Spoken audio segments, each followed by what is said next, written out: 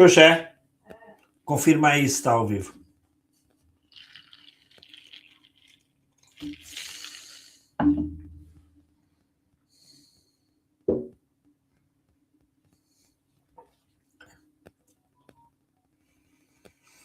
Muito boa noite a todos. Vamos aguardar aqui um pouquinho, que o Dr. Paulo Andrade está aí na iminência. Aqui. Muito bem, estamos cá os dois. Eu não sei se vou pôr agora, se vou remover, se vou decidir. Bom, eu só queria que me confirmassem aí, por favor, deixem-me pôr aqui o chat, por favor. Ok, chat, ok. Comentários. Confirma-me aí se estão a ouvir com alto e bom som, ou pelo menos de forma razoável. Já de si não é mau. O Paulo está ali com um ligeiro ruído, estão-me a informar aqui. Deve ser provavelmente ali o seu microfone. Tenta resolver isso aí, Paulo.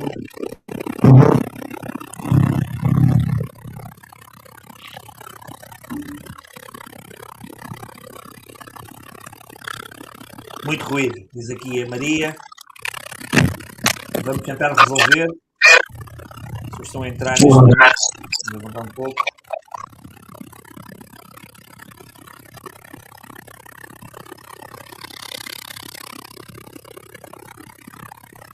Bom, de qualquer maneira, podes dizer pelo menos boa noite para perceber se o ruído é só ruído ou se a voz dá entretenimento. Conseguem ouvir-me? Boa noite. Está um pouquinho de ruído.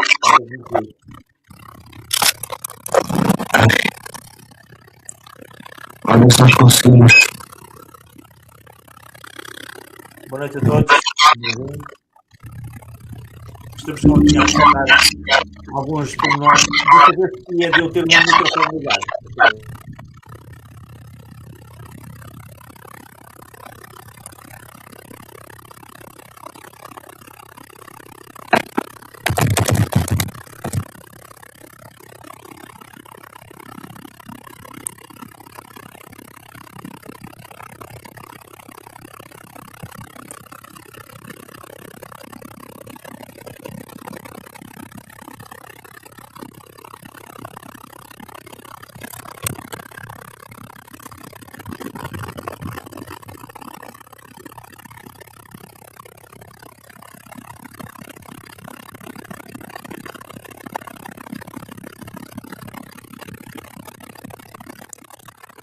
Eu vou se não tem algum ruído.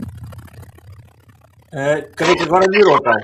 Não, foi o que também parece que sim. Deixa-me confirmar aqui se melhorou, se não. Eu penso que sim, estás a ser mais audível neste momento. Eu pedi a alguém que me confirmasse aqui se está mais audível. Não é? Paulo. Oh, Paulo, creio que está igual. Experimenta sair e voltar a entrar, Paulo. Ok. Peço um pouco a vossa paciência perante este ato técnico. Nós não somos profissionais de audiovisuais, mas fiquem porque vai valer a pena. É uma oportunidade de ouvirmos o Dr. Paulo Andrade sobre um tema que é um tema que provavelmente todos temos muitas dúvidas, um tema quente, um tema importante, é relevante e muitos falamos com informação, mas na verdade temos pouco conhecimento de toda este mundo que tem sido uma grande controvérsia nos últimos tempos. Eu vou só também aqui ajustar a minha câmera, se não se importam, já agora. Ok? Minha câmera, ok. Não se importam. E vamos aguardar aqui um pouco o Dr. Paulo Andrade venha até nós e eu vou colocá-lo aqui de novo na sala. Ok? Está.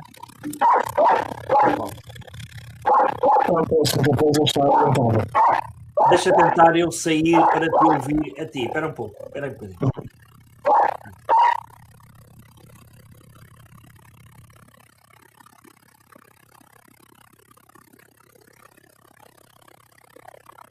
Ok, Paulo, o importante aqui hoje é ouvir-te a ti.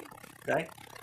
Eu vou-me remover da sala e fazem um teste de fala a ver se ouve bem, sem sermos os dois com 2 microfones, ok? Está bem? Ok. E conseguem ouvir-me? Ou como estás? Não. Não, Paulo. Aí, o teu microfone tem qualquer problema que não é... Queres experimentar entrar com o telemóvel? Às vezes é mais fácil. Usando o link que tens, vê lá se consegues. Acho que, às vezes... Tenta lá entrar com o telemóvel, Paulo.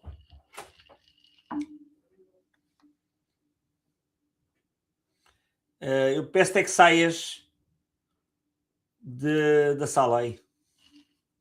Sei que não é fácil, mas pronto.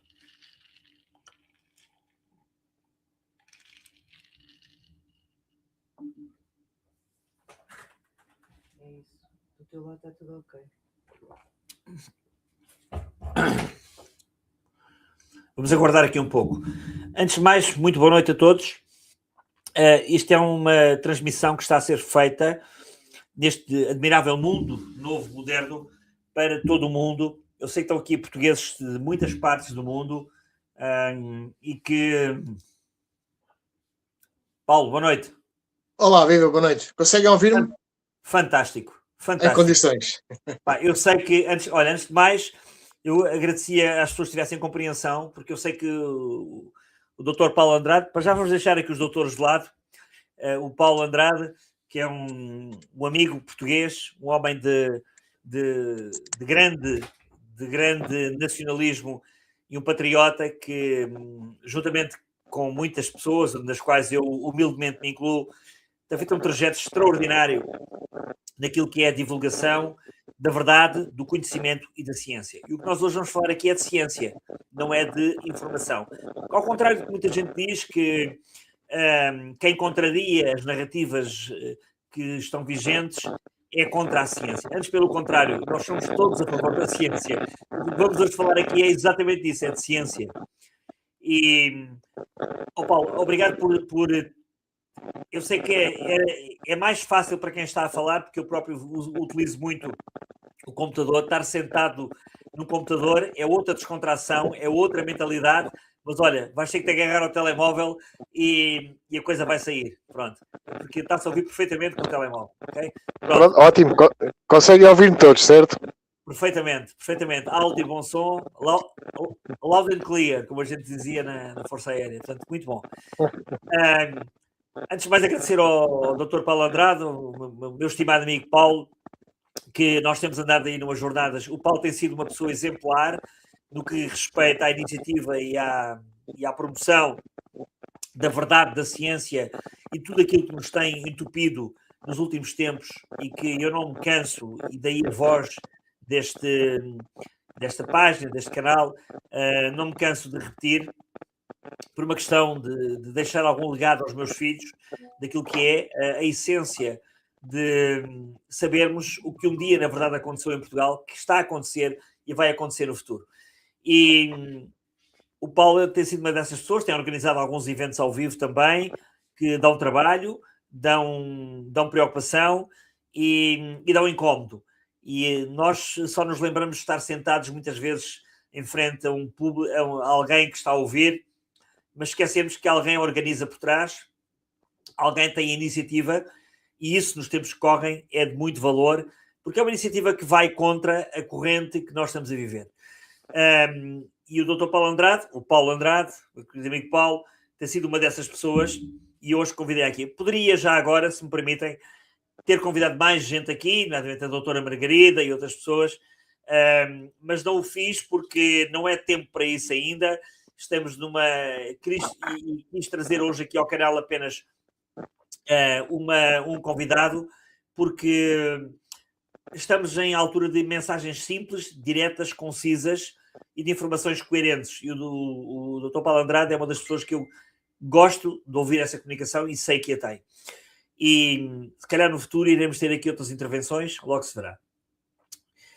E porquê é que eu trago este tema aqui ao canal hoje? Porque temos sido assolados ultimamente, novamente, com o fantasma dos fantasmas, que é o que todos sabemos. Eu poderia começar por aqui: vírus, vírgula pandemias, vírgula, enfim, tudo o que nós sabemos, vírgula vacinas, vírgula isto, vírgula aquilo.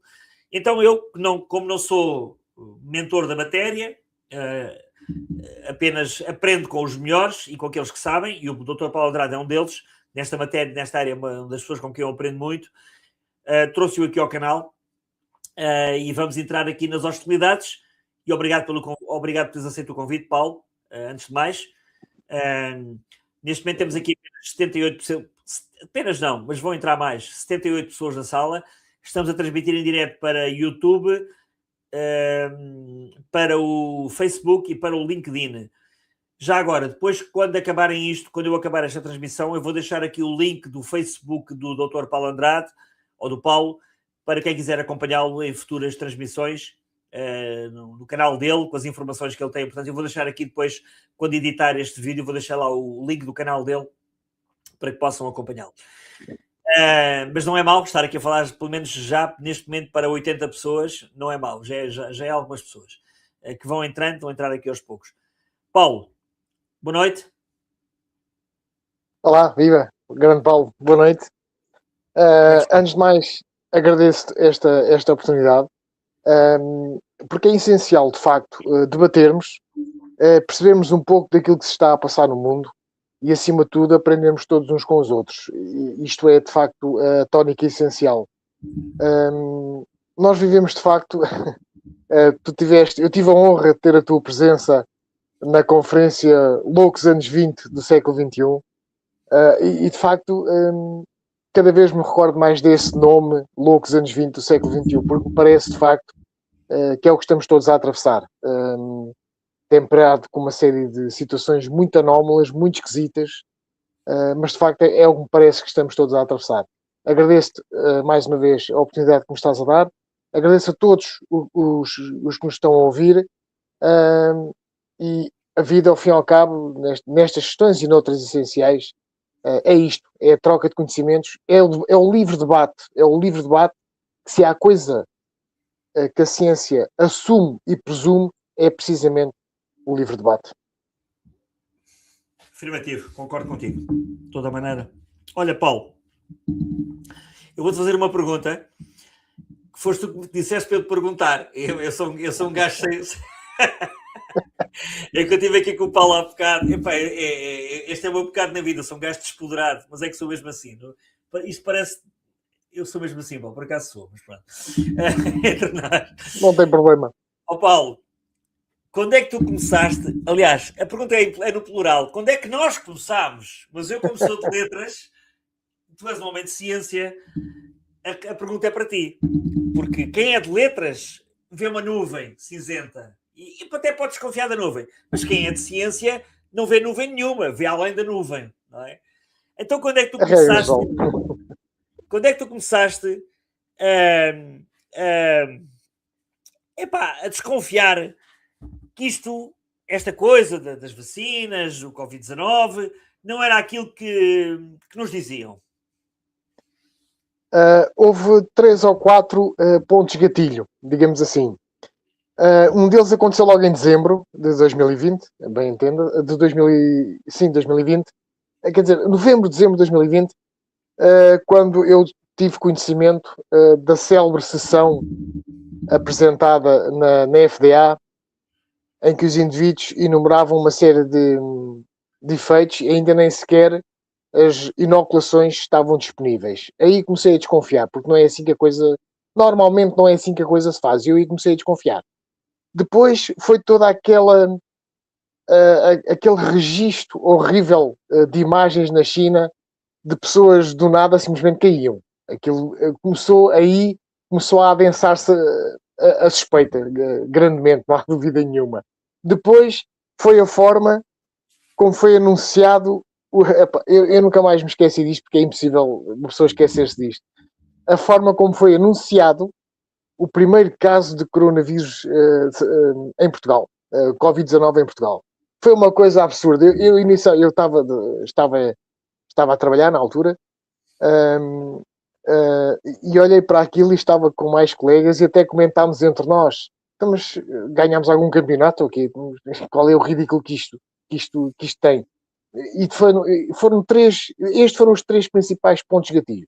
O outro, o quarto ponto de gatilho, que para mim foi decididamente aquele que deu o kick-in, passa a expressão, para começar a fazer uma investigação assim mais aprofundada sobre a coisa, porque aquilo, aliás, a esta altura do campeonato, nessa altura, sou-vos sincero, aquilo já cheirava mal de Trasandava. Toda a história, toda a envolvência, aquilo já era um cheiro horrível. Mas dizia eu que o quarto gatilho foi quando estava num hospital em Lisboa e estava a ver as notícias. Calhou, é daquelas coisas, calhou, é uma coincidência do arco da velha. Mas estava a ver lá as notícias na televisão e dizia ao senhor jornalista com um ar muito preocupado, teatral, já na altura achava, os convidados em Lisboa estão todos cheios, ninguém tem sítio onde pôr as pessoas, etc. E eu tinha acabado de sair precisamente... Já havia convidários. Hã? Já havia convidários. Já. Não, vamos lá ver.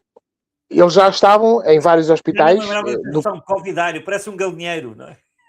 É verdade. Mas é assim, foi o nome que caiu. Ou melhor, o seu uso caiu muito na gíria. E os hospitais começaram a preparar-se várias instalações e depois, muito mais tarde, é que se começou a falar em convidário com a naturalidade com que nós conhecemos hoje. Mas eu recordo, na altura, tinha acabado de sair de um sítio desses e aquilo estava às moscas. Estava literalmente às moscas. Eu aí, bom, peraí, isto já foi o quarto gatilho. A partir daí foi um encontrar de informação na qual eu me baseei também para escrever um livro sobre isto, ainda não está publicado, na qual eu me baseei também, e depois sabem como é que é estas coisas. Quando se começa a investigar, vai-se puxando o fio à meada, vai-se puxando um fio, a dada altura, não temos um fio, temos um novelo de quilómetros de informação. E depois o desafio é triar a informação. Mas o que me preocupou de facto foi 2 coisas.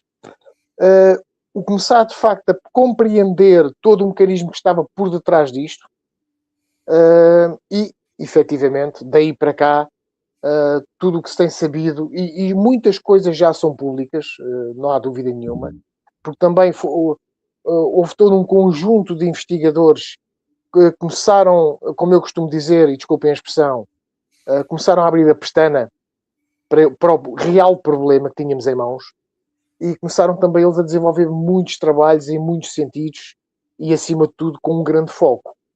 E eu nem sei, que estivesse ainda naquela ingenuidade dos 20 anos em que acreditamos de olhos fechados no OMS, acreditamos em toda a gente que gere todas as instituições, maioritariamente na área de saúde, particularmente instituições reguladoras, sabe-se hoje, vá lá, em termos públicos, digamos assim, mas daquilo que eu e muitos temos investigado, acima de tudo desde meados de 2020, que foi quando eu dei com a célebre lista de aquisições que estava na WITS, na plataforma da WITS, a World Integrated Trading System, que é uma plataforma que faz parte do Banco Mundial. Dei com a célebre lista de compras feitas de kits teste para a Covid-19, compras feitas em 2018, 2017, e a partir daí, deixem-me que vos diga, a partir daí, decididamente há aqui qualquer coisa que não está a bater nada bem. Entretanto, começou a crescer uma certa polémica nas redes sociais, porque havia gente que partilhava isto, e em setembro de 2020, outubro de 2020, a WITS, a própria WITS, faz uma comunicação, primeiro através do jornalismo, mas depois uma comunicação própria, a dizer, não, mas calma, isto não é nada disto que vocês estão a pensar, isto deve-se apenas uma questão de rotulagem, ou seja, eles mudaram os rótulos, e quando mudaram o rótulo, no caso em concreto, de material médico para kits teste para a Covid-19, quando mudaram esse rótulo, essa mudança teve efeitos retroativos. Parece, dentro do cômputo geral, parece-me de facto uma explicação minimamente plausível. Agora a questão, óbvio, estamos a falar de gente que tem tido as atitudes que tem tido, de instituições que têm tido o comportamento que têm tido, o que não, sinceramente, não abona nada a favor. Daí para cá soube-se, e efetivamente, depois tornaram a mudar o rótulo outra vez para material médico, compra de material médico, e tem sido esse que prevaleceu. Precisamente, penso eu, para evitar confusões, e para evitarem responder a questões. Ou seja, tudo isto tem sido uma sucessão, na verdade, de coisas muito mal explicadas, de patentes que foram registadas, quer de forma provisória, quer de forma definitiva, maioritariamente a partir de 2020, que têm que levantar muitas questões. Isto foi tudo feito nas costas das pessoas. E além de levantar muitas questões, é no mínimo preocupante. No mínimo preocupante, porque depois começam-se a associar as coisas, nomeadamente à questão do tratado pandémico. Porquê esta pressa, esta cegueira de um tratado pandémico? Em que moldes é que querem que isto seja feito? Entretanto, soube que a discussão sobre a eventual aprovação universal do tratado pandémico, pelo menos, passa a expressão, foi ajustada para canto, mais um ano, ou seja, mas a OMS está constantemente nisto. Para as pessoas que... Paulo, diz já isto. agora, deixa-me aproveitar o gancho, que é para depois não irmos mais à frente neste tema, temos tanta coisa para falar. Tu achas que sem o apoio dos Estados Unidos na OMS neste momento, porque isto tudo precisa de marketing, promoção, sem o dinheiro dos Estados Unidos e da Rússia neste momento, achas que a OMS consegue avançar com o novo tratado pandémico?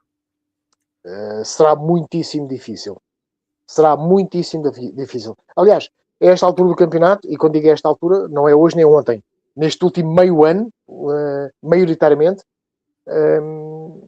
tem havido muitos relatos, inclusive da própria OMS, de que não tem dinheiro, basicamente, não tem dinheiro. Por outro lado, a assinatura de um documento desta natureza e com aquilo que se prevê, sem dúvida nenhuma que seria um encher de cofres, passa a expressão. Portanto, eles próprios estão a trabalhar aqui no limbo, não é? Mas não tenho grandes dúvidas de que, mantendo a Rússia e os Estados Unidos a mesma posição, vai ser muitíssimo difícil avançarem com o que é que seja. Já não estou a falar só de tratar pandémico. Um vírus depende do capital financeiro. Sim, isso não há dúvida nenhuma. Porque a lógica é, e tem-se assistido nestes últimos, talvez, ano e meio, com mais intensidade, tem-se assistido, primeiro era o vírus lá do caracol, ou o que era aquilo, depois era o monkeypox, agora é o antivírus, agora já estou a falar no ébola. A mim o que me parece, e pronto, parece-me, não é só uma questão de acordei hoje e parece-me que, não é isso. Parece-me na sequência de tudo aquilo que eu tenho aprendido acima de tudo desde 2020. Parece-me que eles vão lançando a isca, vão lançando, e estão à espera que algo pegue, da mesma forma que eventualmente pegou a Covid-19, para então sim terem uma razão, e dizerem algo do género, realmente as pandemias estão a avançar e precisamos mesmo deste documento. Ou seja, é mais uma forma de pressionar, uma ferramenta de pressão que obviamente não é compatível com o livre debate em ciência. Mas, e acima de tudo, eu acho que a questão central é honestidade científica. Acho que passa tudo por aí. Claro, é por isso que estamos aqui hoje. Mas, Paulo, porquê? Estamos, o mundo precisa de pandemias a avançarem? Para o ser humano perfeitamente comum, como tu, eu e as pessoas que nos estão a ouvir e tantas outras pessoas, não, a gente quer é que nos deixem fazer a vida em paz e sossego. Pelo menos, eu presumo que seja essa a lógica. A questão é que ninguém sabe a 100% os interesses que estão por detrás, nem em quantidade, nem em qualidade. Agora, vamos lá ver uma coisa, uma pandemia, a forma como um micro-organismo natural, sem qualquer intervenção humana, atenção, se transmite, se contagia, isto não é assim de um dia para o outro. Não é? Isto tem certos mecanismos que não são nada compatíveis com ontem estávamos todos saudáveis e amanhã já está tudo doente, já está tudo infectado. Isto não é assim que funciona. Não é de todo assim que funciona. Aliás, há doenças infecto-contagiosas que duram há décadas e não é por causa disso que de repente se espalham de um sítio para o outro. Olha, o caso do ébola, se juntarmos a isto, fala muito, não é? O caso do ébola, que agora está na moda e que é uma coisa que tem décadas e décadas. Exato. Aliás, até o próprio antivírus. O próprio antivírus mata não sei quantas dezenas de milhares de pessoas por ano. Quer dizer, a questão é que não retirando, e aproveito já esta deixa para deixar aqui uma comunicação que parece fundamental, mas não retirando o potencial que os bichinhos têm, sejam vírus, bactérias, protozoários, seja lá o que for, não retirando isso e não retirando também o historial que todos estes bichinhos têm, que são sabidos, amplamente sabidos, a verdade é esta. Qualquer bichinho, por muito fraco que seja, pode matar um ser humano. Porquê? Porque a doença não depende exclusivamente do organismo que a infecta. Não é? Depende de muitas outras questões, depende do estado nutricional, doenças que a pessoa tenha, fármacos que tome e, acima de tudo, a idade. Portanto, naturalmente, se eu tiver um bichinho... Aliás, há pessoas que morrem por partem um braço. Provavelmente, nem tu, Paulo, nem nenhuma das pessoas que nos estão a ouvir, se calhar, presenciou isto diretamente. Um amigo ou uma família, partiu o braço, vai ao hospital, recoloca-se aquilo, se for preciso cirurgia, faz cirurgia, mas fica bem, quer dizer, mete o gesso e fica bem. Mas pode acontecer, não é? Isto é daqueles imponderáveis da própria medicina. Agora, não podemos pronto, o truque de marketing é precisamente esse. Não podemos agarrar neste facto, não é? E começar a divulgá-lo de uma tal forma que assuste as pessoas todas, ao ponto de plantar na cabeça das pessoas, tens de ter cuidado, se partes um dedo morres, se partes um braço morres, calma, não é preciso nada disto. A não ser, lá está, que haja um determinado tipo de interesses por detrás de tudo isto. Se eu tiver o interesse... Já agora fala desses interesses. Para as pessoas perceberem. É questão canal. Nós estamos aqui a falar ao vivo e hoje, uma coisa que vai ficar registada, e é importante. Que interesse é que estamos a falar, Paulo? Os interesses são nefastos. E isso eu posso dizer, baseado em tudo aquilo que tenho aprendido, acima de tudo desde 2020, são absolutamente nefastos. Assistiu-se a tudo e mais um par de botas. Desculpem a expressão. Mas é que não há outra forma de dizer isto. E, acima de tudo, o grande déficit, quanto a mim, é a forma como organismos reguladores, não estamos a falar do hospital A ou B ou C, são organismos reguladores, a forma miserável como se venderam. A forma miserável como se venderam. Isto é absolutamente inaceitável, inadmissível, especialmente se tivermos em conta todos os tratados de direitos humanos que foram ratificados no pós-Segunda Guerra Mundial. Os princípios de Nuremberg, a Declaração de Helsínquia, para citar dois dos mais corpulentos, digamos assim. Isto é absolutamente inadmissível. A FDA, então, às vezes, só o nome FDA provoca-me assim uma certa... Já agora, para as pessoas saberem, é Federal Disease... portanto, é o organismo americano... Federal Drug Administration. Que regula a parte de medicamentos.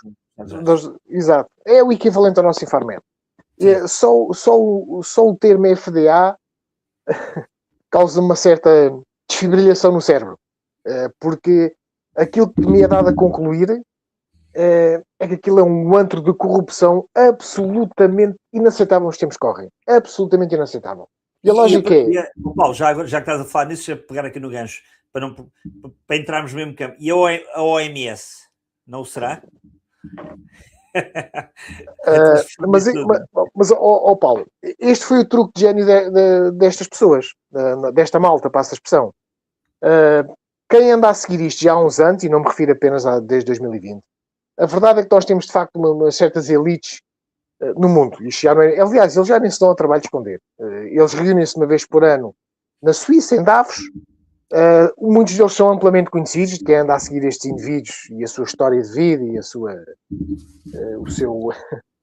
suas avarias, passa a expressão, e eles são amplamente conhecidos. E o truque de gênio desta malta, passa a expressão, foi precisamente a sambarcar instituições que gozam da credibilidade das pessoas, do cidadão comum. E aí foi o toque de gênio destes indivíduos. Aliás, e não sou apenas eu que o digo, nós temos o eurodeputado romeno, o Kolo Kasic, que também já referiu várias vezes a corrupção que abunda, não só na OMS em concreto, mas também nas Nações Unidas. Um dos primeiros eurodeputados, à exceção do Michael de Graaf, o eurodeputado holandês, o Christian Terres, um dos primeiros eurodeputados a olhar para a questão da Covid-19 como, espera aí, que isto não é bem assim como estão a dizer. Eu recordo-me, aliás, é uma das citações que faço no livro, eu recordo-me quando ele exigiu que não só o Sr. Bancel, o patrão da Moderna, como o Borlau, o patrão da Pfizer, fossem ao Parlamento Europeu prestar esclarecimentos Exato. Recordo-me que antes disso a Pfizer lhe enviou os documentos que ele tinha solicitado. E ele exibe os documentos numa sessão do Parlamento. Isto é público, aliás, porque na altura foi muito difundido. Ele exibe os documentos tudo traçado a negro. E a Pfizer diz que tinha que ser assim por causa de segredos comerciais. Quer dizer, vamos lá ver uma coisa. O Parlamento, a Comissão Europeia assina um contrato para administrar a 700 e tal milhões de europeus uma substância que era francamente... Adiante, até me vou privar de adjetivar isto. E ninguém sabe nada, quer dizer, e quando são pedidos esclarecimentos, este é o tipo de documentos que se enviam. É como eu vos disse há pouco, isto é aquele tipo de coisas, quanto mais se investiga, mais se percebeu, como tem acontecido comigo ao longo destes últimos 4 ou 5 anos, comigo e quem se destina, quem se tem empenhado neste trabalho, é uma coisa má demais. Isto é mau demais. Quanto mais se vê as coisas, é uma podridão que não tem tamanho. E tendo em conta todas as regras de regulação disto, daquilo, daquilo outro, não faz sentido. É um paradoxo absolutamente surreal. Isto é um paradoxo absolutamente surreal. Mas, de facto, está a ser levado a cabo e continua a ser levado a cabo. E custa-me engolir este tipo de situações. Eu acho que foi o que eu disse há pouco. Acho que o que nós queremos é que nos deixem viver a vida em paz e sossego. Mas não dá para ter paz e sossego com estes indivíduos. Não dá. Isto é do mais mau que se possa sequer imaginar. Sim, Paulo, vamos entrar aqui num campo que eu creio que as pessoas que, assim, eu tenho aqui um canal no qual eu sou um pouco radical, quem me conhece, radical no sentido da verdade, da sobriedade, e eu entro a matar, mas sem consciência da elementariedade do ser humano. E sei que muita gente se vacinou por alguma inocência, e respeito muito isso, eu tenho um enorme respeito por isso, porque o ser humano tem que trabalhar, tem que viver, e todos nós sabemos o que se passou naquela altura em Portugal e no mundo, mas naquilo que nos toca a nós, que foi quase uma violação no sentido de ou queres ou não queres. E quem tem que depender de um salário para poder trabalhar, no medo que foi incutido naquela altura. Mas eu queria fazer uma pergunta, Paulo. Fala-me um pouco, mRNA, vacinas, as pessoas têm uma grande... O que é que na realidade é isto? O que é que este distingue das outras vacinas? Se é que ainda temos vacinas mRNA, se a coisa não evoluiu mais à frente, podes ajudar-nos um pouco nisso? Sim. A questão... Vamos lá ver uma coisa. Isto é importante também que fique definido. O mRNA é uma molécula que existe em qualquer organismo. E sempre existiu. A questão é que nós o descobrimos. Não é? Okay. O que é que aconteceu a partir de meados dos anos 90? Aliás, até antes, houve a descoberta deste mRNA e da sua função. E isto para quem estudou biologia, eu já não me recordo exatamente, mas para quem estudou biologia para o 10º ano, isto pode ser facilmente compreensível com a biologia do 10º ano, não é preciso complicarmos muitas coisas. Mas o mRNA foi identificado nos organismos e depois identificou-se a sua função. E isto para aí há 50 anos. No início dos anos 90, o que é que aconteceu? Que é isto que é importante perceber. Pensou-se, tendo em conta a função que se tinha descoberto do mRNA, isto serve para fazer as proteínas que nós quisermos, basicamente. Qual era a questão? É que não se conseguia entregar, entre aspas, o mRNA em segurança, incólume, nas células, para elas fabricarem as proteínas. E, a partir dos anos 90, o Dr. Robert Malone desenvolveu essa forma. Ou seja, ele arranjou uma forma de levarmos o mRNA às células para que elas produzam proteínas. Até aí, tudo tranquilo. Onde é que entra aqui a questão da vacina? É que o mRNA é tratado como se fosse uma receita. Aquilo é uma receita para fazer um bolo. E o mRNA, quando entra na célula, e eu estou a referir-me às primeiras inoculações mRNA. E já vos vou explicar porque é que estou a fazer esta divisão. O mRNA, sendo uma receita de um bolo, neste caso é uma receita para fabricar uma proteína. Ele cola-se, entre aspas, o invólucro que o carrega, porque aquilo é uma bolha, entre aspas, entre muitas aspas, de gordura. Aquilo, na verdade, são nanolípidos. Ele vai lá dentro, esta bolha funde-se com a célula e liberta a tal instrução para a célula fabricar, neste caso em concreto, a proteína spike. Ok, a célula olha para a receita, então é isto que eu tenho que fazer. Muito bem, então vamos lá fazer esta proteína spike. E faz-se a proteína spike e depois esta proteína fica exposta, portanto a célula produz e coloca na sua parede para que seja visível pelo sistema imunitário. Olha, está aqui a proteína spike, esta é a proteína que vocês têm que atacar no caso de entrar algum bicho com esta proteína. Pronto. Isto teoricamente é muito bom. Teoricamente, ou seja, o conceito teórico em si é muito bom. Onde é que está o problema? Primeiro, as células são obrigadas a fabricar uma proteína que não é nossa. É chamadas de não self. Não são proteínas nossas. E o sistema imunitário não é parvo nenhum. Passa a expressão. O sistema imunitário percebe que a proteína não é nossa e onde ela estiver ele vai atacar.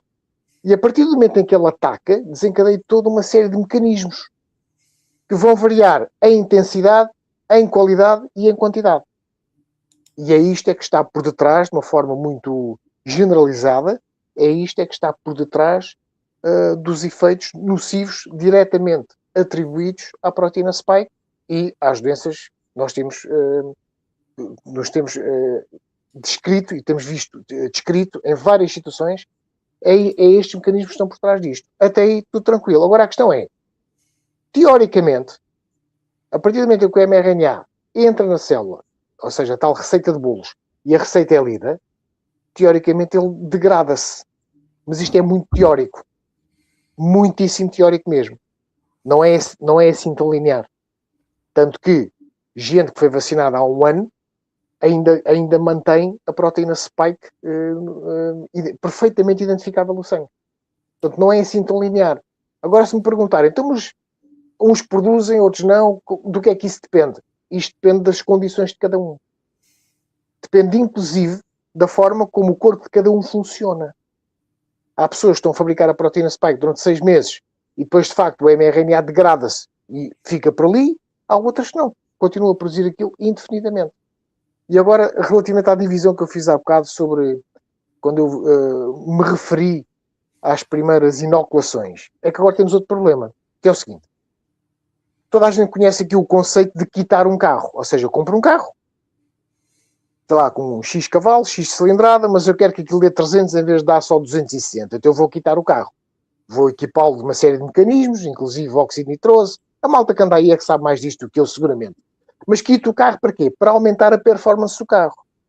E estou a dizer-vos isto porquê? Porque, entretanto, a Moderna e a Pfizer, quem mais, não é? Já desenvolveram determinados tipos de mRNA que são quitados. E o que é este quitar permite ao mRNA?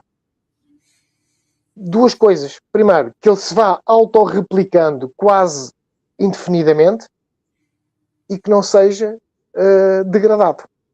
Portanto, estão a ver a caldeirada onde estamos todos a meter-nos. Ou seja, espera aí, Paulo. Entra dentro do organismo e multiplica-se e tem vida própria? Não tem um interruptor que o para. Ou seja, ele entra nas células, que é o chamado Single Amplifying mRNA. Ele entra dentro das células e supostamente o primeiro mRNA, entre aspas, o não quitado, entre aspas, digamos assim, não se degrada. Ou seja, ele faz o que tem a fazer. É a mesma receita de bolos, só que ao fim, a última linha da receita diz assim, agora volta ao início e faz outra vez. E vai andar sempre nisto. Portanto, quanto a mim, presumo que inocular em pessoas com este tipo de mRNA, as consequências para mim são muito claras de prever. São muitíssimo claras de prever. E depois a grande questão, que ao fim e ao cabo é isto que resume todo este assunto e outros relacionados, a grande questão é esta. É que as pessoas que financiam este tipo de tecnologia não são nada fiáveis. Não se pode confiar nestas pessoas. Ponto. Aliás, N vezes já tenho visto entrevistas com estas pessoas, nomeadamente o Sr. Gates, que é o indivíduo, é o tio Patinhas por trás de tudo isto, passa a expressão, e é o que ele diz. Estamos numa fase em que basicamente eles podem fazer o que quiserem dentro do conceito do mRNA, dentro do conceito do mRNA autorreplicante, que é o termo mais técnico, que é o mRNA que não tem interruptor para parar, ou seja, ele vai, é a tal receita, chega ao fim da receita, agora faz a receita outra vez. E estamos constantemente nisto. Isto são pessoas que não são nada confiáveis. Já nos deram bastantes provas de que não são nada confiáveis. E isto levanta aqui muitíssimos sinais vermelhos, mas mesmo muitos. Paulo, diz-me uma coisa. Eu tenho aqui uma pergunta que é uma pergunta que eu sempre tive. Eu sou a favor da ciência, como tu és, daí esta nossa conversa, mas acima da ciência há verdade. Uma pergunta que eu sempre tive. Como é que de repente aparece uma vacina de um dia para o outro? Eu não treinei esta pergunta com o Paulo, nem esta nem outras, e vou arriscar aqui a pergunta que é uma dúvida que eu tenho. Mas sei que o Paulo tem resposta. Como é que uma vacina que leva anos de desenvolvimento e testes e despistagens, de repente todos os anos se vende uma vacina para a gripe do ano seguinte? Tu consegues falar sobre isso? Consigo, é assim, cientificamente, o que acontece é que o vírus da gripe, de facto, é um vírus um bocado maroto, digamos assim. Ou seja, qual é a lógica? Imagina que eu faça tal vacina contra a gripe, não é? Imaginando que o vírus tem uma capa vestida que é vermelha. E a vacina, eu quando fabrico a vacina digo assim, olha, quando vires este vírus com esta capa vermelha, vais criar defesa contra ele. Ou seja, este é o vírus que tens que apanhar. Entre aspas, vou apanhar aqui entre muitas aspas. Tudo bem. E quando chegares ao corpo da pessoa, vais ensinar os soldados, que são as células de defesa da pessoa, vais ensinar aos meus amigos, quando virem este vírus com esta capa vermelha, é este que é para atacar. Pronto, tudo bem. Isto é o princípio básico da vacina. Tudo bem, tranquilo. O ano a seguir, o vírus já não veste uma capa vermelha, já veste uma capa xadrez ou uma capa azul às bolinhas pretas, por exemplo. Então, resultado, a vacina anterior já não vai servir. Tem que então ser desenvolvida uma vacina que prepare os mesmos soldados. Como é que uma vacina que leva 10 anos a ser desenvolvida, de um ano para o outro já sabem a do ano que vem a seguir? Ela teria ter sido a começar a desenvolvida há 9 anos atrás. Mas há 9 anos estás a referir aqui em concreto? Explica-me lá. Uma vacina leva 10 anos de desenvolvimento. Sim. Portanto, a vacina de 2027 teve que começar a ser desenvolvida em 2017. Ora, em 2017, como é que sabiam qual era o vírus de 2027? Então é assim.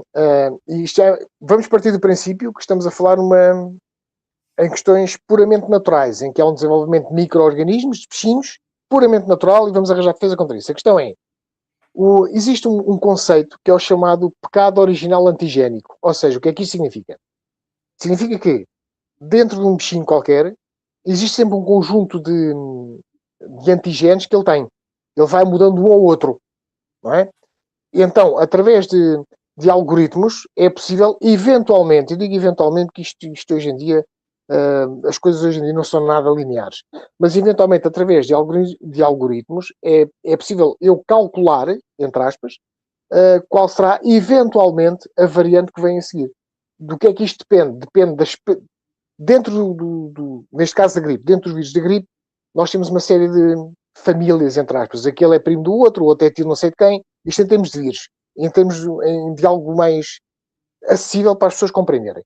Este então, é primo... Ou seja... O vírus é um bom negócio, pá. Hã? O vírus é um bom negócio. Mas o vírus vai ser sempre um bom negócio, especialmente quando é diretamente manipulado.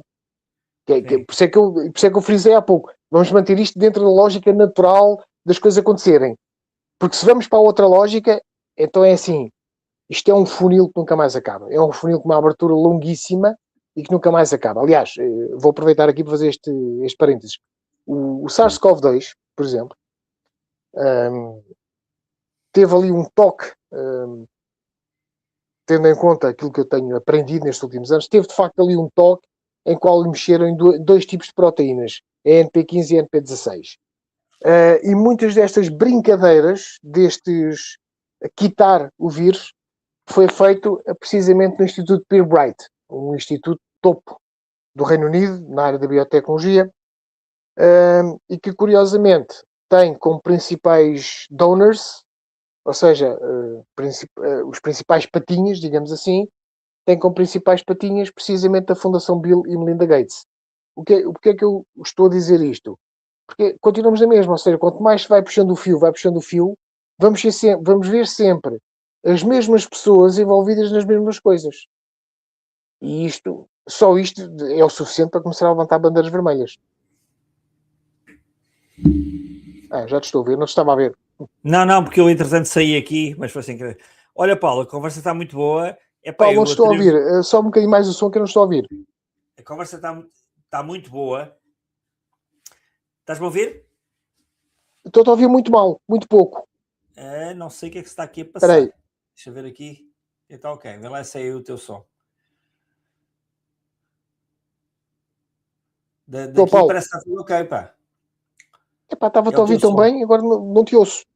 Deve ser o teu microfone aí, não sei porque aqui está ótimo. O microfone está porreiro e estou a ver aqui som a crescer na sala. Já agora, se alguém tiver, já agora peço aí às pessoas que estiverem na sala, se me tiverem a ouvir, eu pedia que dessem aqui no chat a informação se me estão a ouvir bem a mim ou se é só o Paulo que não me está a ouvir. Ok. Ok, som ok. Estou, Paulo. Ok. Estás-me a ouvir agora? Pá, estou a ouvir, mas continuo muito baixo, não sei porquê. Mas está-me toda a gente a ouvir, Paulo. Tenho isso confirmado. Espera aí. Bom, ok. Vê lá aí o teu... Já está bom, está ótimo. Ok. Olha, a tua câmara agora Já é quase está, ao já está. contrário. Bom, ok, bom. Bom, Paulo, Aqui eu acho que é. esta conversa é para durar e temos aqui, olha, neste momento estão aqui quase 300 pessoas na sala, o que é muito bom, é um bom auditório. 300 pessoas a É ouvir, sim, senhor. extraordinário. 300 portugueses despertos, pá, acho que é extraordinário. E isto vai ficar gravado, vai ser projetado e vai ser divulgado, portanto não é só para hoje. Paulo, diz-me uma coisa. E agora vou entrar aqui na fase, vou fazer aqui a minha parte de jornalista do diabo, porque é preciso ser feita. E afinal, uma coisa: pandemia ou fraudemia? A esta altura do campeonato, eu não tenho dúvidas nenhumas. Isto foi uma propaganda absolutamente desproporcionada, absolutamente surreal e que tem um objetivo específico. Não, tem mais objetivos, mas pronto, foi uma fraudemia daquelas gigantescas. Okay. Não tenho assim muitas dúvidas sobre isto. Então, a conclusão que eu chego é que tudo isto é um negócio, porque considerando que, atenção, eu estou apenas a fazer perguntas, tu és a pessoa que vai responder. Considerando aquilo que tu disseste há pouco, que os vírus são uma família que um algoritmo que se multiplica, eles sabem disso, arranjaram forma de exponenciar e de potenciar esse negócio num ano, aquilo que fariam em 10 ou em 2 ou 3 anos, o que eles fariam, se calhar em 20 ou 30, vendendo uma vacina. É isso? Sim, aliás, a esta altura é bem claro o lucro absolutamente astronómico que a Pfizer teve. Mas a mim parece-me que a Pfizer, não se trata só de... Sim. Aliás, a AstraZeneca já não conta, porque... Sim, já não conta, sim. Claro. Serviu muito bem para uma campanha... Estou, Paulo. Tinha sido responsável por coágulos, etc. Então, a AstraZeneca aqui serviu como testa de ferro para avançar, ou seja, para queimar. Foi uma para queimar, que é para descansar as pessoas relativamente aos problemas associados às inoculações. O que não disseram às pessoas foi que a Pfizer é responsável por cerca de 80% a 85% da vacinação mundial. Mas pronto, serviu para criar confiança às pessoas. Independentemente disso, a esta altura do campeonato, e faça aquilo que eu tenho infelizmente aprendido, preferi não ter aprendido sequer e preferi que nada disto tivesse acontecido. Mas faça tudo isto. A mim não me parece que seja só uma questão de antecipar o lucro, não, de todo. Até mesmo porque a tecnologia mRNA em si, eles já tinham conseguido fazer em cães há 20 anos. Portanto, não é por aí. Não é mesmo por aí. Eu acho que a questão aqui é outra. E cada vez mais estou muito inclinado para essa hipótese, tendo em conta aquilo que já é possível fazer em ciência, mas que a mim me parece que a esmagadora maioria das pessoas continua a achar que é ficção. Não é. Já se conseguem fazer muitas coisas em ciência. Tomara eu que assim não fosse, mas infelizmente já se consegue fazer. E tendo em conta o facto de muita coisa que se consegue fazer estar a ser financiada por estas pessoas que são absolutamente dispensáveis, não é? Isso sim, levanta muitíssimas preocupações. Eu daqui a pouco já entro um pouco mais no detalhe no que é possível fazer hoje. Ok, Paulo, vamos a isso e estou expectante. Deixa-me só fazer aqui uma correção, que é para não pensarem que nós somos mentirosos e conspiracionistas, que uma coisa leva à outra. Eu acabei de dizer que estavam 300 pessoas na sala e até estão mais neste momento, mas houve aqui alguém que teve o cuidado de dizer que são 16 no direto, como se isso fosse importante. Eu queria dizer aqui ao Sr. Joaquim Cristino que nós estamos em direto no LinkedIn, no Facebook e no YouTube. E nós estamos a trabalhar com uma aplicação de streaming, portanto, isto não é o YouTube só. Portanto, provavelmente terão 16 no YouTube, o que eu até fico triste e acho pouco para o canal. Não confio muito nisso, mas na sala estão 300 pessoas e depois eu vou publicar aqui o print screen do direto. Portanto, nós estamos em direto, as pessoas não sabem disso, estamos em direto em 3 plataformas neste momento, ok? É que isto convém falar, que é para as pessoas pensam que a gente está aqui, pois, os gajos são conspiracionistas, inventam histórias, até inventam que estão 300 pessoas na sala, vê lá bem. Mas não é o caso, que é para que as pessoas percebam o que é que está aqui a acontecer e porque é que estão a ver isto e como estão a ver, ok? Bom, Paulo, vamos lá então adiante. Adiante. Vamos lá falar isto, uma coisa, diz. Tocaste no ponto das teorias da conspiração. De facto, é o que mais se fala hoje em dia. Para as pessoas, certamente se recordam, e tu de certeza que sabes, este termo foi um termo desenvolvido pela CIA para andar a esconder aquilo que andava a fazer na América Latina, para aí nos anos 60. Mais ano, menos ano, também não é relevante. Mas de facto é uma situação, é um conceito que tem avançado muito. Eu sou-vos sincero. Eu faço aquilo que eu aprendi, mas antes de ter aprendido, quando comecei a suspeitar, eu também me gostava de acreditar. A sério. Eu também me gostava imenso. Não pode ser isto. Não é normal isto acontecer. Especialmente quando eu comecei a suspeitar que a FDA tinha recebido um suborno de milhões da Pfizer, gostava-me de engolir. Então, isto é um organismo regulador, caramba. Isto não pode ser assim. Mas, efetivamente, quando comprovei, e depois comecei... E se recuarmos no tempo, e se recuarmos muito até, e se formos até a Alemanha dos anos 30, por exemplo, quando se começou a falar nos campos de concentração, porque os campos não surgiram só depois da guerra, ou melhor, quando a guerra começou, surgiram muito antes. Mas quando se começou a falar nisto, quando houve jornalistas que começaram a pôr o dedo na frente, começou a agudizar esta questão. Não se usava o termo teorias da conspiração, dizia-se que era fantasia. O fato é que não foi fantasia coisa nenhuma. A experiência do MK Ultra, por exemplo, quando começou a sair cá para fora, e isto já não tem nada a ver com a Segunda Guerra, atenção, mas quando começou a sair cá para fora, também era teoria da conspiração. Ou seja, a questão é que olha-se para trás e tudo aquilo foi rotulado como teoria da conspiração. Não, aconteceu mesmo. Aconteceu de facto. A experiência da Guatemala, a experiência de Tuskegee, eu sei lá, e tantas outras experiências que foram levadas a cabo dentro do campo da medicina, horripilantes, simplesmente horripilantes. A experiência da Guatemala, por exemplo, toda a investigação que foi feita conduziu em que em 2007 ou 2008, salvo erro, o Presidente dos Estados Unidos veio apresentar publicamente desculpas pelas experiências levadas a cabo pelos Estados Unidos, não só nos guatemaltecos, mas também nos seus próprios soldados. E uma pessoa pensa assim, então quer dizer, tanta desculpa, tanta coisa, todos muito sentidos, ordenaram processos de investigação disto, daquilo, daquilo outro. Então, e agora com esta questão destas inoculações ninguém quer saber de nada? Ninguém, agora, atualmente, e ainda bem, entre muitas aspas, mas ninguém quer saber de nada. Então está a acontecer esta hecatombe e ninguém quer saber de nada. E isto é uma das questões que ainda me continua aqui um bocado a bater.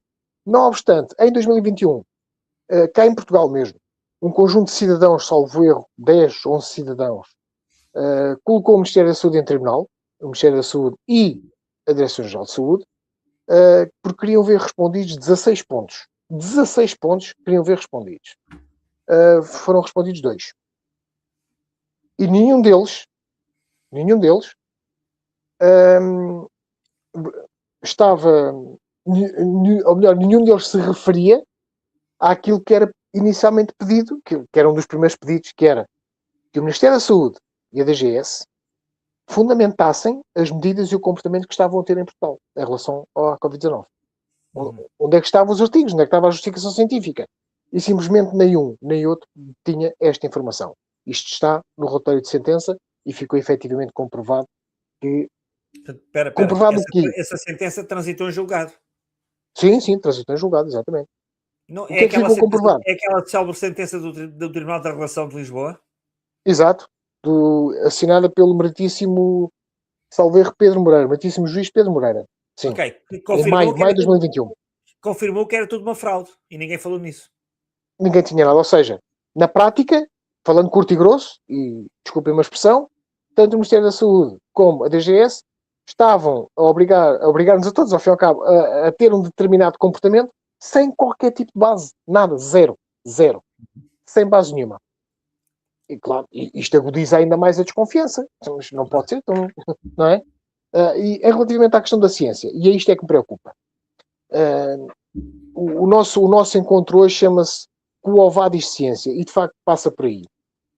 Nós, neste momento, isto já não é ficção, infelizmente, consegue fazer-se muita coisa, nomeadamente, da mesma forma como se utilizou a tal receita de bolos mRNA para injetar nas pessoas para fabricar a proteína spike, consegue fazer-se isto para fabricar qualquer proteína. Inclusive, agora pegando o mesmo exemplo, receita de bolos, injeta-se a receita de bolos na pessoa, a receita de bolos chega à célula, a célula lê a receita, ok, então é isto que eu tenho que fazer, e vai fabricar proteínas. Mas, neste momento já é possível utilizar esta técnica para fabricar proteínas, ficam na célula, mas depois podem responder à luz, ao som ou à radiofrequência. É possível usar a mesma técnica dentro de invólucros, entre aspas, diferentes, porque um pode ser o invólucro nanolípido, outro pode ser um DNA circular, por exemplo, mas o invólucro pode mudar, mas o objetivo é o mesmo. Eu posso usar, por exemplo, o invólucro circular de DNA para fabricar aquilo que se chama um relógio dentro da célula molecular. O que é que este relógio faz? Ou seja, outra vez a mesma receita. A célula lê a instrução, fabrica aquelas proteínas e vai fabricando conjuntos de proteínas que depois de todo montado vai atuar como um relógio em que a dada altura pode ligar um gene, a dada altura pode desligar um gene. Isto é conhecido na ciência. Espera aí, eu sou de letras, pá. Na Faculdade de Direito não ensinaram isso. Então espera aí, mas não sou tolo.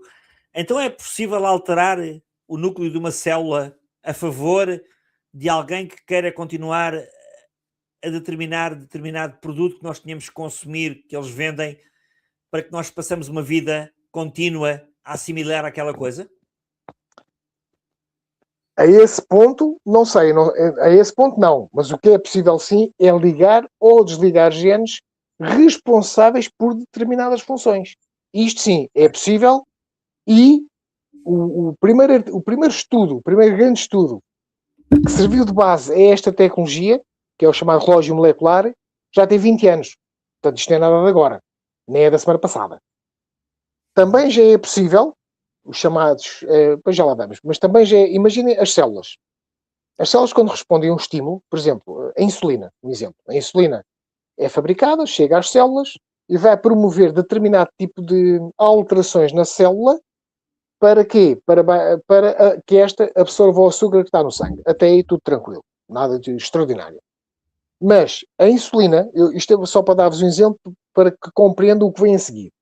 A insulina, quando se liga à célula, tem um receptor próprio. Imaginem, o receptor, isto é a insulina. Ela liga-se e é perfeitamente compatível com o receptor.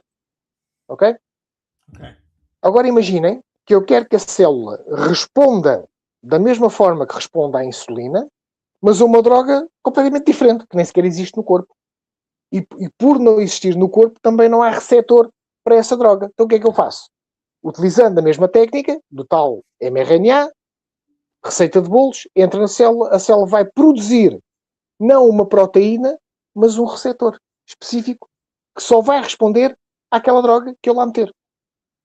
Portanto, o grande exemplo desta tecnologia são os chamados DREADS, que são receptores de design que respondem apenas àquela droga.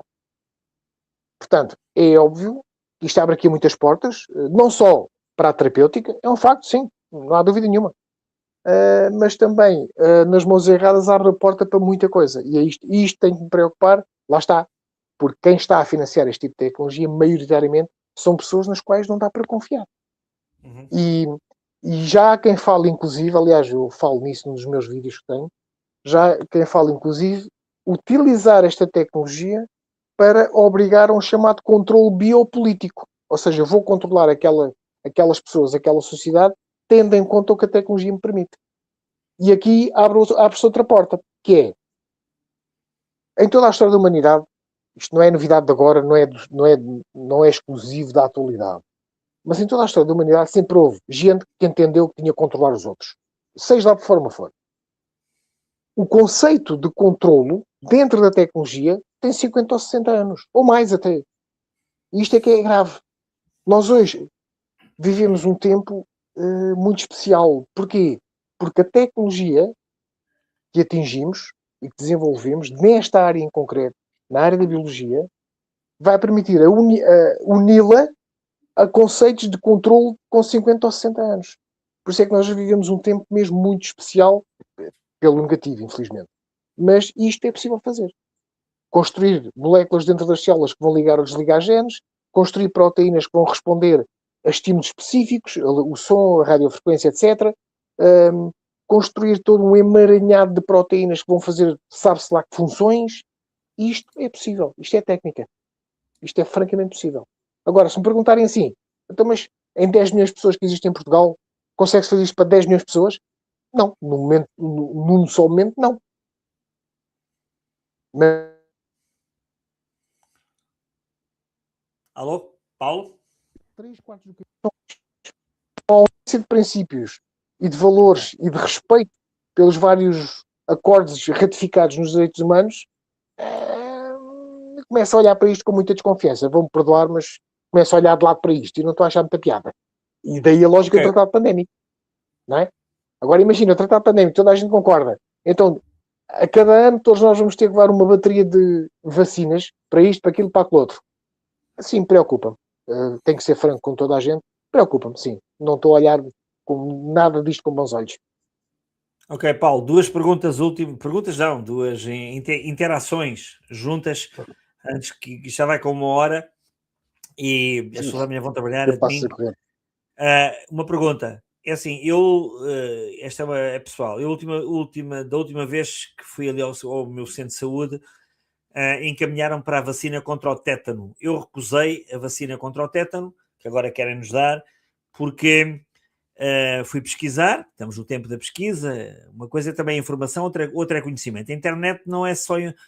As pessoas às vezes pensam que a internet é conhecimento. Não é bem assim, a internet tem muita informação e zero conhecimento. Mas pronto. Mas fui pesquisar, claro, fui a fundo, e afinal a gente não morre por espetar um prego num pé, como nos ensinaram. Aliás, é tudo uma grande treta, nem por levar com um bocado de ferrugem. Esse é o exemplo típico. É típico. E eu recusei a vacina. A partir de agora, qual é o paradigma? Como é que é a história das vacinas? Grande pergunta, Paulo. Mas a resposta a essa pergunta era mais 2 horas. Sim. Mas eu vou tentar resumir isto muito, muito, muito. E sem querer ser impreciso, porque estas coisas, estamos a falar de coisas muito sérias. Tendo em conta o que tem vindo a público, inclusive sobre as vacinas que fazem parte do calendário de vacinação, isto levanta aqui várias questões. E sou-vos sincero, se vos disser, eu não faço a menor ideia qual vai ser o paradigma. Eu venho de uma geração em que havia um conjunto de vacinas. A malta levava aquilo, era a Vaspre, a Vaspre, a vacina antitetânica, a MNC, etc. Muito bem, a malta levou a vacina, era para a nossa proteção, nunca vi nada de extraordinário nisso, até agradecia, olha, ainda bem. O senhor Edward Jenner, o indivíduo que está descrito como o primeiro indivíduo que desenvolveu uma vacina, no caso em concreto a varíola, com certeza que teve as suas razões para desenvolver a vacina. Dentro desse conceito, tudo isto me faz todo sentido. Não tenho a menor dúvida disso. Agora, convenhamos, como acontece, por exemplo, nos Estados Unidos, até salvo erro determinada idade dos miúdos, eles terem que levar com uma bateria de 117 vacinas, isto é absolutamente surreal. Isto é absolutamente surreal. E como eu estava a dizer há pouco, tudo aquilo que se tem vindo a tornar público, é mais por aí. Acho que é mais por aí. Sobre a questão das vacinas, levanta aqui muitos problemas. Mas eu, por enquanto, até ver, não tenho problemas nenhums com as vacinas ditas convencionais, as típicas vacinas, e sempre olha para elas como papel protetor. Epá, agora, hoje, tendo em conta o que toda esta questão da Covid-19 e da inoculação Covid-19 veio desenterrar e veio levantar, epá, já começo a olhar com muita dúvida praticamente para tudo. É por isso é que eu não consigo responder qual vai ser o paradigma. Não consigo. Não faço a menor ideia, na verdade. Paulo, vou terminar com uma pergunta. Já vamos com 1h05, acho que é um bom tempo de direto. Que é a seguinte. Aliás, escrevi-te no outro dia aqui no WhatsApp e tu sorriste. E eu vou terminar com esta pergunta, que é uma pergunta que não é pergunta nenhuma, é uma afirmação que alguém me transmitiu, alguém que é médico, e passou esta mensagem e eu decorei-a e queria que tu a interpretasses e falasses sobre ela. Todos nós estamos a assistir à morte de muitos jovens. E nesta semana, uma miúda de 20 anos de Italiana. estudante de engenharia. É assim, eu falo nesta porque são... Aliás, há aí plataformas que indicam todos os dias e estão lá identificados, mas eu não acompanho isso, até por uma questão de tristeza e também não tenho essa possibilidade. Mas acontece todos os dias. Mas a frase é esta, eu queria que tu a comentasses. Não é a primeira vez que vais ouvi-la, já te escrevi, que é mais fácil um homem de 90 anos ter uma ereção natural do que alguém com 40 anos ou menos morrer de um AVC ou de morte súbita. O que é que tu queres comentar sobre isto? Ui. Bem, percebo claramente o que esse médico quis dizer, não há dúvida nenhuma, e de facto concordo inteiramente com ele. Nós não podemos, e isto vem um bocado também na lógica do mas cancros sempre existiram, AVC sempre existiram, com certeza que sim. Tudo isso sempre existiu, inclusive até as doenças mais raras sempre existiram. É um facto. Agora, a mim parece-me que está a confundir-se o fenómeno com a frequência com que está a ocorrer. O fenómeno pode ser o mesmo, que sempre existiu, mas a frequência é a primeira vez que está a assistir a esta hecatombe de problemas, especialmente problemas de malta jovem. Aliás, eu fiz noite, fiz noite, e hoje de manhã quando saí, estavam os colegas que me vieram render, estavam a sair para mais uma paragem cardiorrespiratória de uma pessoa com 39 anos. Portanto, isto tem sido o habitual, infelizmente. E eu já tenho visto nas redes sociais que este é o novo normal. Infelizmente, parece-me que sim. AVC, infarto, aneurismas da aorta, por exemplo, tromboembolismos pulmonares. Eu já nem vou falar sequer do cancro. Aliás, eu tenho uma familiar direta mas eu agora vou-te perguntar. Agora tocaste os turbocancros. Agora vou ter que perguntar e vais ter que falar nisso a seguir. Pá, desculpa lá, mas... rapidinho só. Mas estava a dizer que tenho uma familiar direta que desenvolveu cancro coloretal. Agora a questão é, antes de tudo isto, havia gente a morrer de cancro coloretal. Assim como outros tipos de cancro, quer dizer. Mas é importante compreendermos e percebermos que após as pessoas terem sido inoculadas, assistiu-se a subidas absolutamente descabidas, vertiginosas, assombrosas, não só de mortes, aliás o Vaers era logo o exemplo disso logo em 2021, não só de mortes, mas toda uma série de doenças e de problemas de saúde que não haviam. O cancro, por exemplo, teve uma subida vertiginosa que suplanta todos os casos de cancro nos últimos 30 anos ou 40, quer dizer, ok, cancro sempre existiu, é verdade, mas eu não posso olhar para isto e achar que é normal. Não é normal. Não é normal. Portanto, por isso é que eu percebo perfeitamente a afirmação que me disseste há pouco. Sim, em condições normais, era isso que tinha que acontecer. O problema é que não estamos em condições normais. Mas eu percebo claramente a afirmação e concordo com ela, sem dúvida. Eu nunca na vida iria... Existe um síndrome que é o síndrome de Moya-Moya, que é um síndrome raro, que provoca AVC em crianças. Ok, tudo bem. Felizmente é raro. Nunca vi sequer nenhuma criança atingida por esse tipo de problema, mas já vi situações a ocorrerem em crianças que no âmbito da emergência pré-hospitalar eram raras.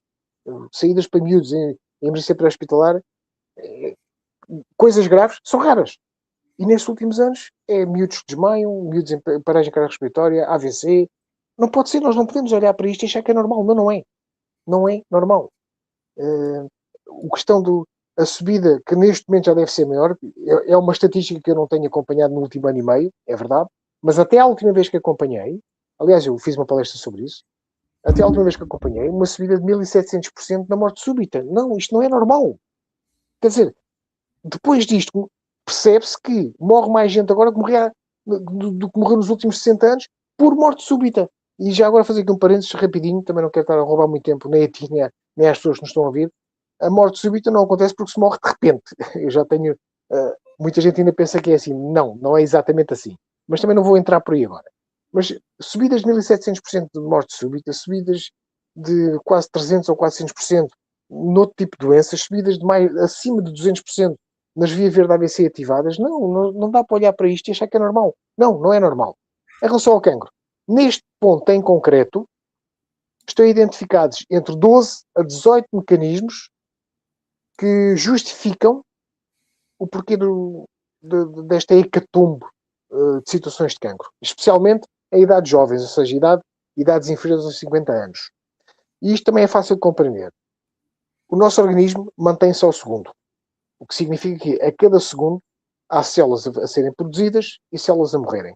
Não em todos os tecidos, atenção, é importante frisar isto, nem todos os tecidos isto acontece, mas para aí 95% dos nossos tecidos, pele, estômago, intestinos, etc., isto acontece. Então a lógica é, como a taxa de divisão celular é muito alta, está sempre a acontecer, nós também precisamos de mecanismos que controlem isto, porque senão isto é uma rebaldaria, passa a expressão. E temos muitos mecanismos que controlam isto, muitos mesmo. Pelo menos 6 mecanismos entre o antes de começar, o durante e o depois de começar a divisão. Para quê? São mecanismos que o corpo arranjou para garantir que as células que vêm a seguir estão em condições, estão aptas para trabalhar e não se vão armar em parvas, passa a expressão. E 2 ou 3 mecanismos diretamente associados às inoculações mRNA, o que é que vai acontecer? Este mRNA, a proteína spike em concreto, vai cortar os mecanismos que fiscalizam esta divisão celular. Ora, sendo tecidos que estão em constante divisão, se eu corto o polícia que está ali a controlar aquilo, e se aquilo sai em condições, se as células são fabricadas como deve ser, se está tudo em condições, se eu anulo os polícias, então o que é que vai acontecer? As células vão continuar a ser produzidas, passa a expressão, em catadupa. E células defeituosas. Esta é a grande origem do cancro. Então tomar uma vacina é matar o polícia. Um dos mecanismos, sim. Okay. Adotar este mecanismo, a proteína spike está diretamente envolvida nisto. Ou seja, como os tais 6 mecanismos, vamos imaginar que são 6 polícias, e entre os polícias estão engenheiros e a ver se aquilo corre tudo bem. Agora imaginem, vai matar um, vai matar outro, vai matar outro, os mecanismos de controle desaparecem. E as células vão por aí abaixo. Aquilo depois entra ali uma desorganização, só visto. Basicamente é isto. Paulo, outra questão, para terminarmos, que já vamos com 1h13, 1h15, acho que é um bom tempo para uma live. 300 pessoas aqui, já um bocadinho acima, estamos com quase 400 pessoas na sala, extraordinário, em 3 plataformas. Portanto, acho que é muito bom para quem está atento a este mundo e esta vida. Eu estou a ver aqui na plataforma.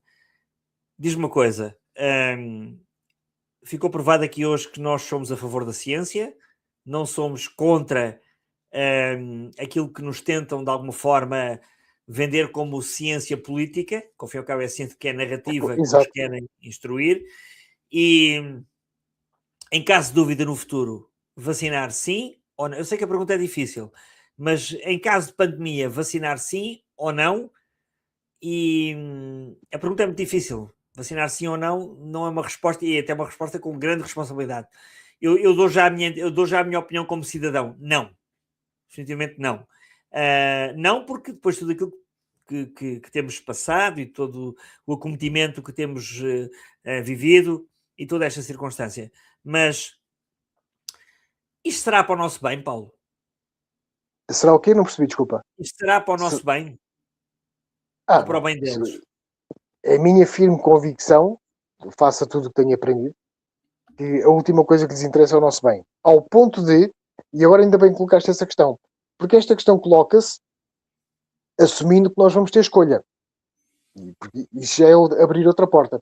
Porque eles estão, inclusive, a estudar neste momento, aliás, eu algures no meu Substack, falo sobre isso, são as vacinas aerossoláveis despejadas nas cidades através de avião. Eles já estão a estudar isto de forma a que nós precisamos respirar, ok? Então a lógica é, então levas com isto e vais ter que respirar a tecnologia mRNA, quer queiras, quer não. E eu já nem vou dizer o que acho disto. Eu às vezes acho que faço aquilo que tenho aprendido e que me causa cá uns amargos. Acho que Mengele, ao pé desta gente, era um anjo. Mas, partindo do princípio que vais ter hipótese, que eu vou ter, que me vão dar a hipótese do sim ou do não, para já isto é uma escolha estritamente pessoal. Ponto. Portanto, eu falo por mim. Dificilmente eu vou dar o braço a uma pica. Muito dificilmente. E provavelmente não. E muito menos num contexto de uma pandemia de propaganda, em que se usam as célebres 11 técnicas de Goebbels. A malta aprendeu bem com ele, não há dúvida nenhuma. Especialmente aquela do uma mentira contada muitas vezes torna-se verdade. A comunicação social é top nisto. Tu não estás a ver, mas amanhã vais ver o direto. Eu tenho estado a colocar aqui no ar as mensagens que aparecem, tu não estás a vê-las, mas aqui a Catarina, uma mulher desperta, só não estaria aqui, está a dizer que tem alguém com 29 anos com cancro, e agora vou ler-te uma mensagem que está aqui. Eu podia estar aqui, mas Glória da Silva está aqui no ar neste momento. Tenho uma amiga que está num hospital em Londres e diz que nunca fez tanta autópsia com cancro turbo como agora. Amanhã, se fores ver isto depois em diferido no canal, está lá e vais ver o que é que está aqui escrito, porque como estás a falar não podes estar atento a isto. Bom, queridos amigos, muito haveria para dizer sobre este tema. Vamos com 1h16, amanhã é domingo, é segunda-feira, dia de trabalho, para quem não faz greve, não é? Mas estamos em tempos de greves. Eu queria agradecer ao Paulo. Não sei se queres dizer mais alguma coisa para terminar, Paulo. Não, Paulo, apenas renovar o meu agradecimento, tanto a ti como às pessoas que tiraram um bocadinho do seu tempo para nos ouvirem. E olhem, é assim, o que eu desejo de coração para todos nós é muito boa sorte e muito olho aberto para o futuro, porque ninguém está interessado no nosso bem-estar. Não se esqueçam disso. Claro. Eu queria também dizer queria dizer algo que é, já agora, se me permites, Paulo, que é a política não depende de quem nós elegemos, depende da nossa fiscalização enquanto eles lá estão. E a nossa responsabilidade é passar a palavra pessoa a pessoa, casa a casa, hora a hora, dia a dia. Porque é assim, eu recordo-vos eu dou-vos um exemplo que eu sempre dou, se me permitem. E isto não tem nada a ver com religião. Uma das maiores organizações do mundo chama-se Igreja Católica e começou com 12 políticos. Eles eram políticos. Com um grande pregador chamado Jesus Cristo, que era um grande político do bem. Isto não tem nada a ver com religião. São homens, como outros quaisquer. E começou com 12. Olhem hoje o poder que tem. Se nós sairmos daqui hoje e passarmos palavra a palavra, pessoa a pessoa, casa a casa, e cada um tentar chegar um pouco ao nosso vizinho do lado, ao nosso familiar, eu acho que estamos a criar aqui um movimento realmente de uma verdadeira resistência e de um Portugal desperto. E é isto que me incomoda, é isto que me traz aqui. Foi isto que me trouxe hoje aqui e fez-me convidar o Dr. Paulo Andrade, meu querido amigo Paulo. E a minha luta é esta, isto é pro bono, não ganho nada com isto, portanto estou aqui, podia estar ali com a minha família, ou ler os meus livros, tenho muitos, já tenho livros para ler até ao fim da vida que não vou conseguir ler, compro e não os leio. Portanto,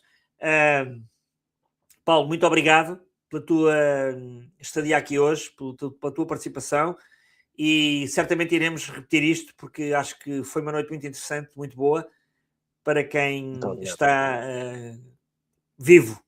E nós estamos vivos. E estar vivo é estar desperto. É estar desperto. Estar desperto. Queres terminar? Termina tu. Pronto, olha, desejo a todos uma boa noite e mais uma vez muito, muito obrigado por nos terem ouvido. E a ti, caro Paulo, olha, um grande abraço e já estou a pensar em organizar uma outra conferência e já sabe que estás convidado, certamente. Está bem, isso não é importante. Mas olha, online a gente chega a muita gente, pá. Muita gente. É verdade, é verdade. Vá, um grande abraço, Paulo, boa noite. Obrigado. E obrigado a todos os que estiveram aqui hoje. Obrigado pela vossa disponibilidade e obrigado por estarem despertos ou quererem estar despertos. E não temos verdades absolutas, somos curiosos, somos pessoas que acordamos todos os dias com o copo meio vazio para o podermos encher, porque não há ninguém, quem tem o copo cheio não sabe nada, não dá para meter mais nada lá dentro. Boa noite a todos, muito obrigado e um bem-aja por um Portugal mais Obrigado, desperto. obrigado. Boa noite. Obrigado.